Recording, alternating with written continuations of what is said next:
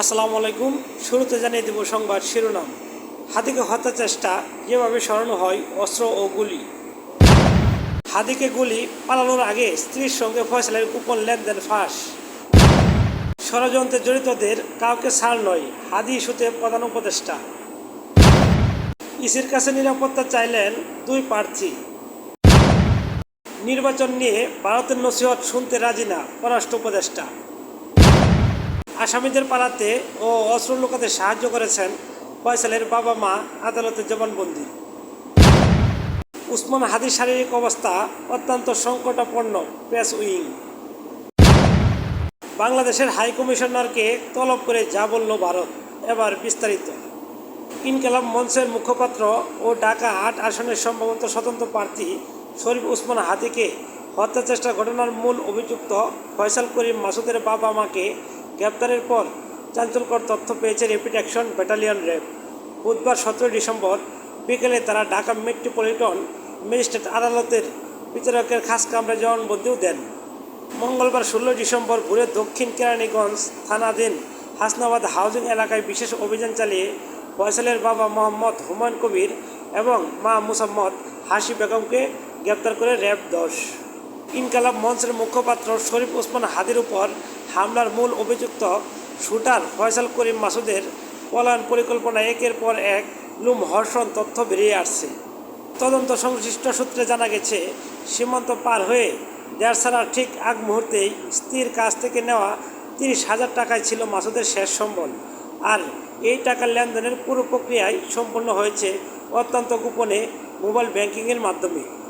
তদন্ত সূত্র বলছে, ঢাকা থেকে সীমান্ত এলাকা পর্যন্ত পৌঁছতে মাসুদ ও তার সহযোগী আলমগীর হোসেন অত্যন্ত সুপরিকল্পিতভাবে একটি সিএনজি চালিত অটোরিকশা এবং দুটি প্রাইভেট কার ব্যবহার করেন।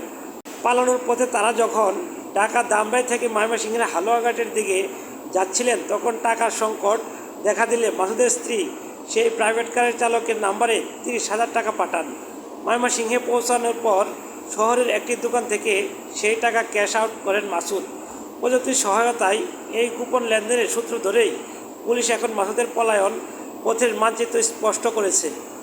ইনকিলাব মঞ্চের মুখপাত্র ও ঢাকা ৮ আসনের সম্ভবত স্বতন্ত্র প্রার্থী ওসমান হাদিকে গুলির ঘটনার সঙ্গে যারাই জড়িত কাউকে ছাড় দেওয়া হবে না বলে হুঁশিয়ারি দিয়েছেন প্রধান উপদেষ্টা ডক্টর মোহাম্মদ ইউনূস। মঙ্গলবার ১৬ ডিসেম্বর মহান বিজয় দিবস উপলক্ষে জাতির উদ্দেশ্যে দেওয়া ভাষণে এই কথা জানিয়েছেন তিনি। ঢাকা ৮ আসনের সম্ভাব্য স্বতন্ত্র প্রার্থী শরীফ ওসমান হাদির উপর গুলির ঘটনার পর এবার নিরাপত্তা নিয়ে উদ্বেগ প্রকাশ করেছেন ত্রয়োদশ জাতীয় সংসদ নির্বাচনের কিশোরগঞ্জ ৪ আসনের সম্ভবত স্বতন্ত্র প্রার্থী কাজী রেহা কবির সিগমা এবং আমার বাংলাদেশ এবি পার্টির সাধারণ সম্পাদক ও বরিশাল ৩ বাবুগঞ্জ মুলাদি আসনের সম্ভবত প্রার্থী আসাদুজ্জামান ফুয়াদ। বুধবার ১৭ ডিসেম্বর রাজধানীর আগারগাঁওয়ের নির্বাচন ভবনে নির্বাচন কমিশনের ইসি কাছে নিরাপত্তা চেয়ে আবেদন করেছেন এই দুই প্রার্থী। বাংলাদেশের নির্বাচন কেমন হবে এটা নিয়ে আমরা প্রতিবেশীদের উপদেশ চাই না মন্তব্য করে পররাষ্ট্র উপদেষ্টা মোহাম্মদ তৌহিদ হোসেন বলেছেন, এখন সামনে আমরা একটা ভালো নির্বাচনের দিকে যাচ্ছি। এই মুহূর্তে তো আমাদের নসিহত করার তো কোনো প্রয়োজন নেই। বুধবার ১৭ ডিসেম্বর বিকালে পররাষ্ট্র মন্ত্রণালয়ে সাংবাদিকদের প্রশ্নের উত্তরে বাংলাদেশের সঙ্গে ভারতের সম্পর্ক নিয়ে মন্তব্য করতে গিয়ে তিনি এসব কথা বলেন। সকালে দিল্লিতে বাংলাদেশের হাই কমিশনার এম রিয়াজ হামিদুল্লাহকে তলব করা হয়েছে। গত রোববার ঢাকায় পররাষ্ট্র মন্ত্রণালয় তলব করে ভারতের হাই কমিশনার প্রণয় বর্মাকে। এই পরিস্থিতি দুই দেশের সম্পর্কে টানাপোড়ার আরও বাড়িয়ে দিয়েছে নাকি সম্পর্ক নতুন একটি দাবি যাচ্ছে, এই প্রশ্ন করা হয় পররাষ্ট্র উপদেষ্টাকে। ইনকিলাব মঞ্চের মুখপাত্র ও ঢাকা ৮ আসনের সম্ভাব্য প্রার্থী শরীফ ওসমান হাদিকে গুলি করে হত্যার চেষ্টা ঘটনায় মূল অভিযুক্ত ফয়সাল করিম মাসুদ ওরফে দাউদ খানের বাবা মোহাম্মদ হুমায়ুন কবির ও মা মুসাম্মদ হাসি বেগম আদালতে স্বীকারোক্তিমূলক জবানবন্দি দিয়েছেন।